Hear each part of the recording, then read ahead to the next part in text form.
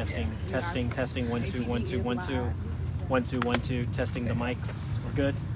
APD is live. 46. Are you ready? We're good. 5. You ready? Hold on, no, not yet. I'm gonna turn it down. Don't worry. All right. Try to match.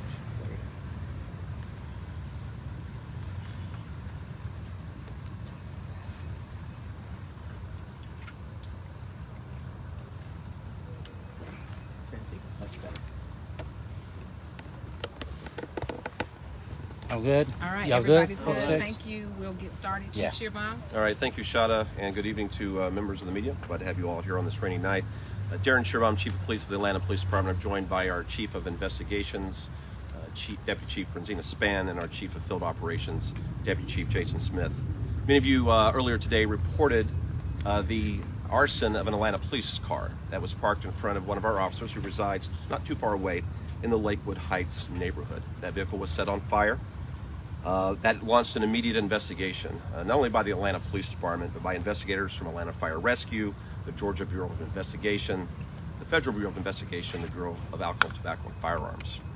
As that investigation played out, a group commonly known as Defend the Atlanta Forest or Stop Cop City took claim for that arson in a neighborhood of residents of this city, and a claim of responsibility for setting fire to a police car that is used to protect this city. As the investigation continued, and I want to note, not only were we joined by the other investigative agencies, but the hard work of the Homeland Security investigators of the Atlanta Police Department, dozens of citizens responded to the request that we made this morning to provide video and to assist the investigators that will be moving through the neighborhood. And as a result of that citizen support and the work of the investigators, probable cause was developed that we believe that the two arsonists involved fled to 501 Harper Road Southeast shortly after the arson took place. We presented our evidence to a judge late this afternoon, and the judge concurred that probable cause existed. And shortly after that, the Atlanta Police Department Apex unit executed that search warrant at the residence behind me. And as we speak, the residence is being processed by investigators of this department, investigators of the FBI, investigators of the Alcohol, Tobacco, and Firearms, and the Georgia Bureau of Investigation. We've also been joined with support from the Secret Service, as well as the State of Georgia Arson Control Board.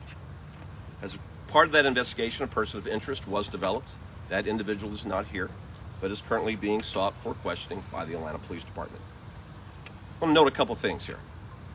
We are not going to allow, as a police department or a law enforcement community, this city to be held hostage to fear and intimidation through fire. In the last 72 hours, we have served 4 search warrants, collecting evidence of a series of fires that have taken place. And on Thursday morning, we took into custody an individual we believe and have alleged to be a key participant of those arsons. The citizens of Atlanta they are residents of a first-class city, and they deserve and should expect first-class first responders of their fire and police department. In an attempt to use fire to incite fear to stop the building of a training center that is vital to us being a first-class city protected by first-class first responders will fail. And the citizens should know that. And this very small group that has committed these fires are being held accountable. We've been in their homes. We've been collecting evidence. And while we have one arrest, other arrests are coming. And I want the citizens of Lakewood Heights to know that your police department and our partners at the federal and state level have been working all day for you. Investigators that I saw on scene at 4:30 this morning are now in the residence behind me. And the citizens of this city not only should expect first-class first responder services, but a police department and its partners that are equally committed to ensure they are protected when individuals use arson to cause them to be afraid. And so I want to again thank the men and women of the Atlanta Police Department, particularly our Homeland Security unit led by Chief Spann, and the many officers that came out to join the neighborhood canvass that were out of field operations, and the citizens who are remaining nameless today, but we would not be standing in front of this house collecting evidence of where the 2 arsonists fled if it were not for citizens of this very neighborhood assisting their police departments. And there's probably others that are watching this press conference that continue to have information. I encourage them to continue to report that information to Crime Stoppers, which is 404-577-TIPS. There continues to be a reward up to $200,000 for information leading to the conviction of those that are starting fires right here in the state of Georgia. We'll open for any questions that you all may have at this time. Who's renting the house? Is he the resident or just somebody that lived here? Now, that information will be provided at the appropriate time. We do contend, and we have brought before a judge this afternoon, that the 2 arsonists fled here, and there is someone associated with this house that we are wanting to speak to. They can contact us at the Atlanta Police Department. They're more welcome to come in if they would please come by and answer our questions. The arrest that you made, was it Thursday, or are they associated with him?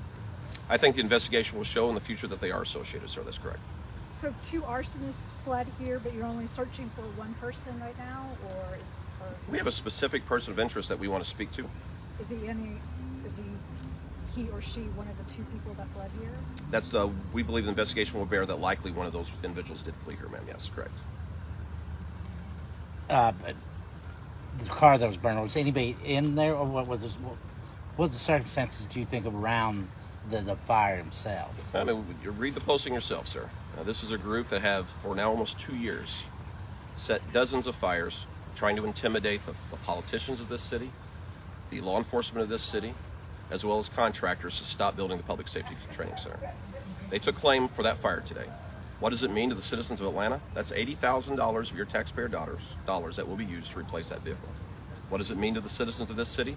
That's a neighborhood that is deprived of its police officer and its vehicle until that is replaced. And so when individuals are attacking our ability to even train police officers and firefighters, and now they go after the equipment that the existing police department uses to keep Atlanta safe, their true intent of these individuals is made known. And this police department will not for one moment rest until we hold everyone accountable. And I want to thank our federal and state partners who have been here all day long.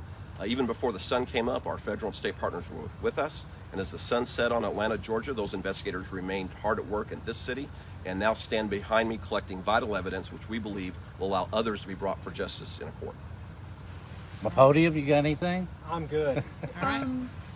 Can I just throw out, why not just drop the lawsuit and or the appeal and count the ballots and have the referendum? Because I believe that people have said that the reason that they're doing this is because they feel like their voices aren't being heard. Ma'am, I'm a law enforcement officer. When people set fires in the city, they will come and deal with the Atlanta Police Department, the FBI, and the ATF and the GBI. Our job is law enforcement. Our job is keeping Atlanta safe. So folks that are starting fires, that's who I'm having a conversation with. And we are going to continue to arrest them, and we are going to continue to hold them accountable. Arson is wrong. Arson is a crime that puts lives in danger. And this department will not tolerate that. Do you think he's fled the state? You know, obviously he's not here, and we're seeking him, and so we would ask him to come in and answer our questions. We're not going to give the name right now, but that individual certainly knows who he is. He's known to y'all? This is an individual we're aware of, yes, sir. All right. Thank you, everybody. Thank you all. For more information, you can visit atltrainingcenter.com, and you can go to the APD, atlantapd.org website, go to the news section, and all media updates will be there. The 911 call from the fire earlier today over on Greendale, as well as photos from the officers are on our website. You can see them there. That's atlantapd.org. All right. And thank you, Shadow. You and your team have been doing a phenomenal job today. I appreciate our public affairs unit. Thank you. And you all be safe in the rain tonight. Thank you. All right, thank you.